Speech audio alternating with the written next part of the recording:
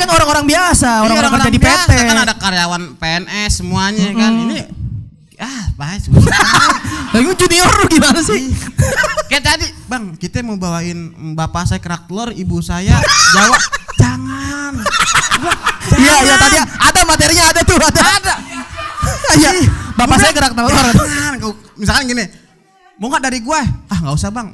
Soalnya dari lu kurang lucu kata begitu. Wah, anjing, gua gamparin sekali lagi. Bilang aja kalau gini, misalkan ibu saya orang Jawa, bapak saya pupuk organik gitu nggak apa-apa. Iya, itu masih masuk biologi. Bapak saya lembek gitu. Soalnya dia ngaku bapaknya kerak telur, gue bingung yang di Kemayoran apa yang di BKT. Kan Kemayoran kerak telur banyak ya kan? Kerak telur kan banyak, pasar Minggu juga ada ya kan? Jelasin harusnya. Besok fokus nanam aja ya. Jangan stand up lagi. Langsung coy, kita panggil peserta kedua karena tadi kan awalnya dari Ciledug, sekarang dari Depok coy awalnya. Dari Depok, ini salah satu yang dia punya pengusaha, dia salah satu pengusaha, dia di rumahnya tuh jual apa? Ikan mujair, Pak. Ya, nggak apa-apa, normal. Enggak, bener Pak, serius. Iya. Nah, dia pengusaha ikan mujair. Coba kemarin ikan mujairnya mati 1000 biji. Diracun kali ya? Orang gila buang reak di situ. Ya masa mati 1000 aja. Sebanyak apa sih reak orang gila itu? Langsung ya tanpa berlama-lama kita panggil, tepuk tangan buat Ayung.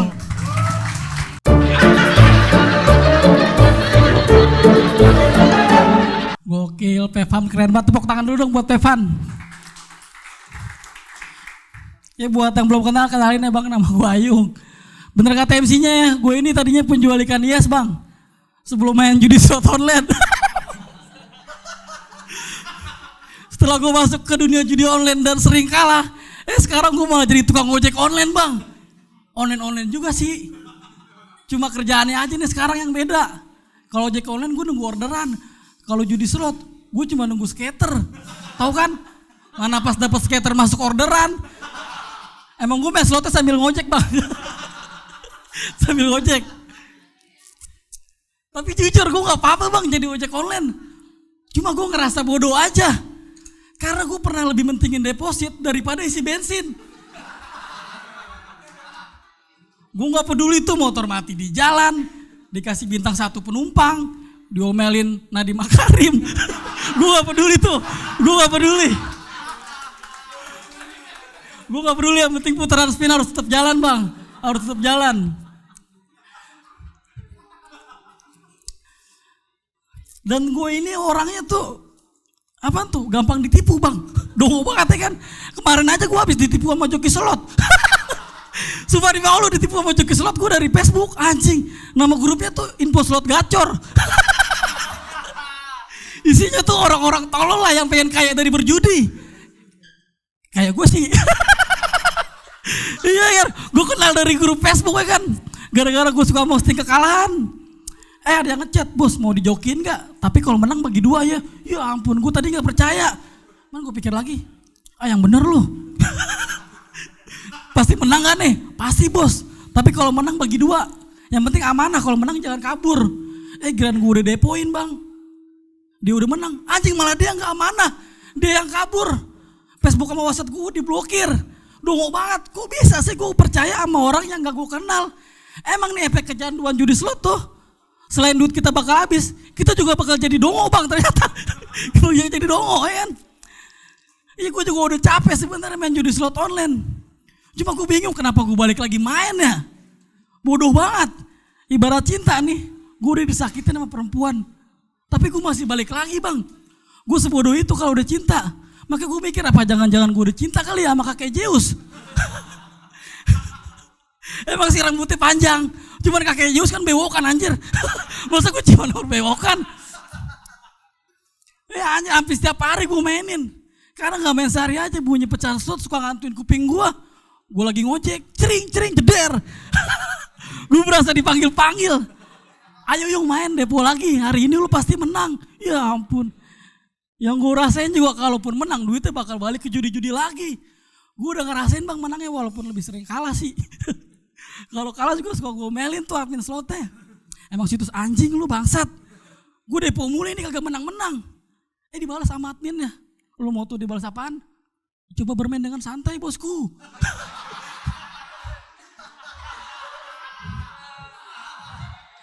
kami akan selalu mendoakan bosku menang. Anjing lu, gue kurang nyantai apa lagi bang? Gue kalau main slot sambil ngopi, ngerokok, udah nyantai banget gitu.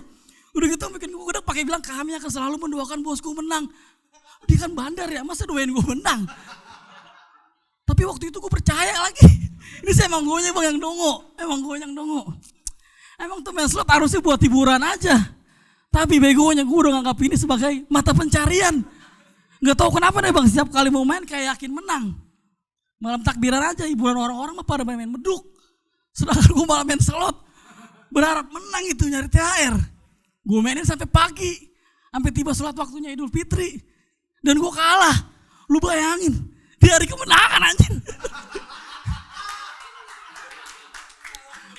Udah gitu yang bikin gue gak nyangka nih, sumpah demi Allah. Gue kan kenalan ya sama cewek nih bang di kafe nih, kayak PFM Store nih, mantep lah kan. Setelah gue ajak jalan besokannya, masa dia bilang kalau kerjaannya sebagai admin slot. Maksud gue kok bisa kayak gini sih? Bisa pas banget. Orang yang selama ini gue omelin kalau kalah ada di samping gue. Pengen banget gue tonjok rasanya.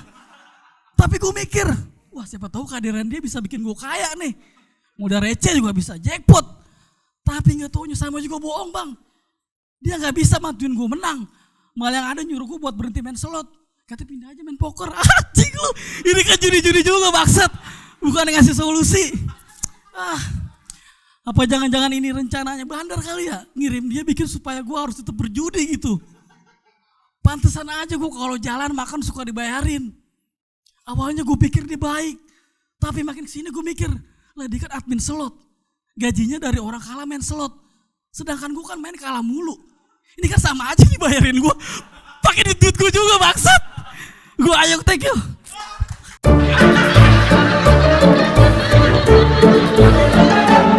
Assalamualaikum warahmatullahi wabarakatuh.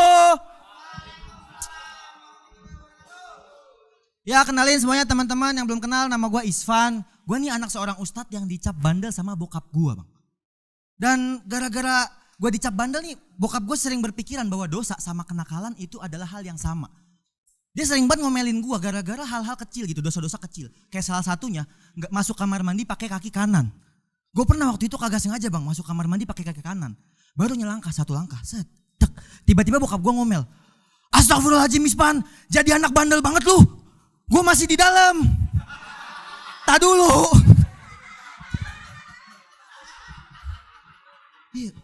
Dan gara-gara gue dicap bandel sama bokap gue nih dimasukin ke sekolah madrasah sama bokap gue. Dan di madrasah gue tuh ada aturan, kalau misalkan kita mau masuk ke kamar mandi harus izin pakai bahasa Arab. Dan jujur gue tuh orang yang kagak bisa bahasa Arab gitu. Tapi kata temen gue, kalau misalkan lu gak bisa bahasa Arab, izin aja pakai bahasa Indonesia, tapi logatnya lu Arab-Arabin. Dan karena waktu itu gue udah kebelet banget, ya udah gue maju lah ngomong ke guru gue ya kan. Ya Ustaz, kuntul ana mau fifis. Guru gue bingung gitu. Balas, fifis tinggal fifis.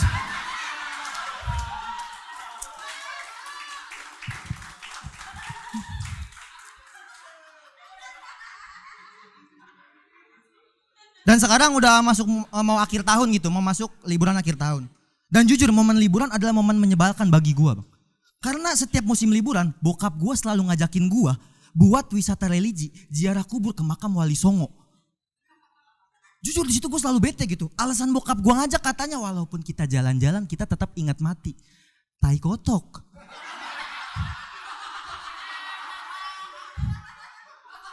Maksud gue kalau misalkan mau ingat mati maka gak usah jauh-jauh ziarah ke Wali Songo ya. Lihat orang gila nyebrang tuh gitu. Mati.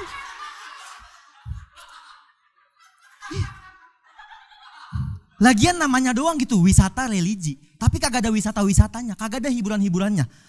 Hal yang kita lakuin di sana paling mentok-mentok cuma tahlilan sempit-sempitan bang.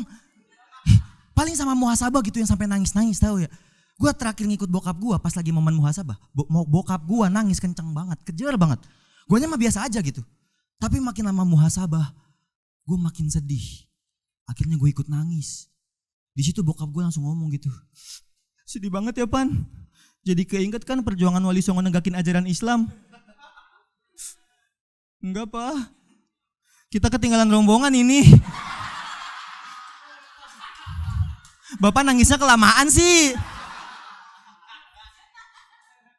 Iya, dan oleh-oleh di wisata religi juga pasti selalu itu-itu aja.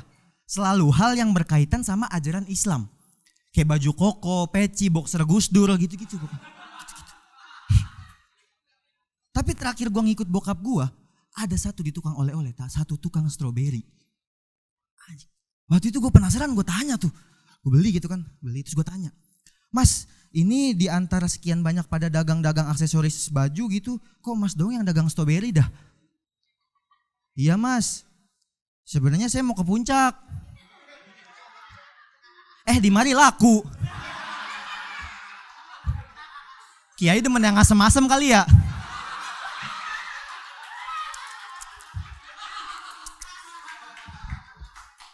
Gitu. Dan gue juga nggak bisa gitu update story di Insta Story gitu kayak teman-teman pada gitu. Teman-teman gue enak gitu misalkan jalan-jalan ke Bogor ya kan, update story, enak pemandangan. Kalau ada yang respon pun enak gitu temennya kayak, wih seru banget nih jalan-jalan ke puncak. Temen guanya pun ngerespon juga, iya nih dingin-dinginan di puncak. Lah gua bang wisata religi ke makam Wali Songo. Storyin apaan gua? Kuburan gede. Kalau misalkan bener gue story gitu, temen gue kalau mau ngerespon gimana? Siapa yang meninggal pan? Gue juga balas gimana gitu. Sunan Kalijaga.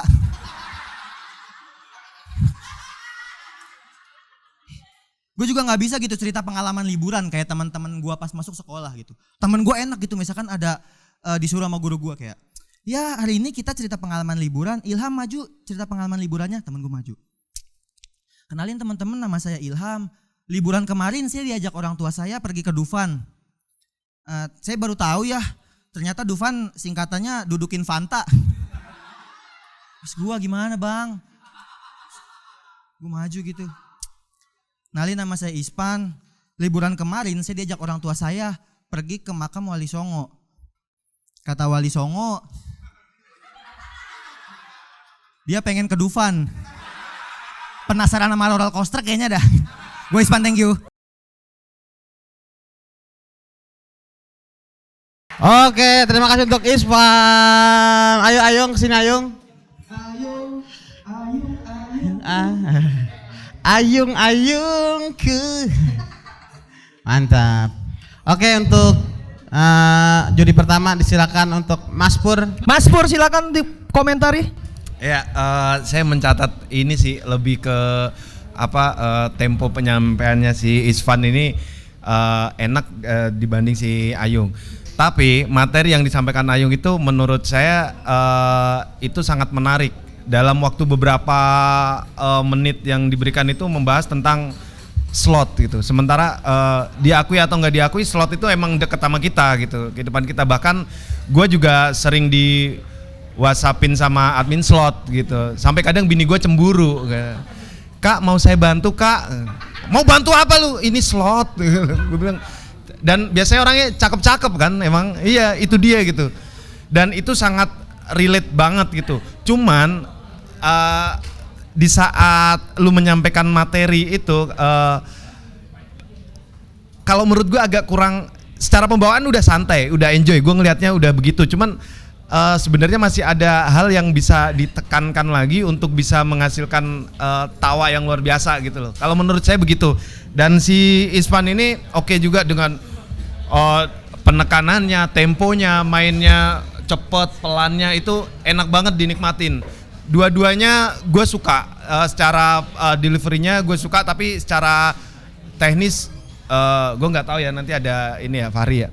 Dan oke lah, selamat buat kalian berdua. Oke, terima kasih buat Mas Pur. Jadi Mas Pur tuh kalau secara delivery lebih suka Ispan, kalau secara materi lebih suka Ayung. Satuin aja, satuin. Gak bisa gitu. Konsepnya bukan gitu Mas Kicuy. Ntar namanya jadi satu namanya, Isyung. Kita panggil juri selanjutnya untuk mengomentari. Ya silakan Bang Pidi Bule. Ayung, sekarang akhirnya gue tahu lu siapa. Lu masih ponakan Zeus kan? Yung, gue ketawa banget Yung, soalnya gue juga main. Gue juga main. Lu saran gue, Lu kalau mau pakai joki, jangan joki slot, joki tong setan. Gue nikmatin banget ya, karena gue penikmat, gue nikmatin banget cerita lu, real banget, relate banget sama kehidupan gue juga. Tapi gue nggak goblok sih, gue ngasih goblok ke lu. Gue main cuman buat hiburan, cuman buat ini, nggak sampai. Tapi ada ya orang yang main bisa sampai tahu skaternya di mana turunnya, ya kan? Terus gedeknya di mana? Ya itu orang yang main kayak gitu ya udah nggak punya motor, Yung. Baru lu bisa tahu. Tapi secara keseluruhan gue nikmatin komedi lu, gue suka. Isvan, nah lu juga relate sama kehidupan. Gue juga pernah ke Wali Songo itu, ya. Jangan-jangan waktu itu ada lu juga kali. Karena gue juga dulu sama, gue pernah di pesantren sama bokap gue gara-gara pengen masuk kamar mandi, bokap gue masih di dalam sama. sama.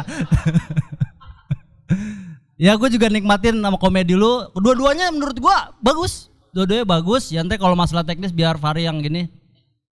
Nah pokoknya kalau lu mau jalan-jalan lagi wisata, lu ajak si Ayung, ya kan? Lu kalau mau menang slot di situ, jangan lu taburin bunga, lu taburin skater, ya.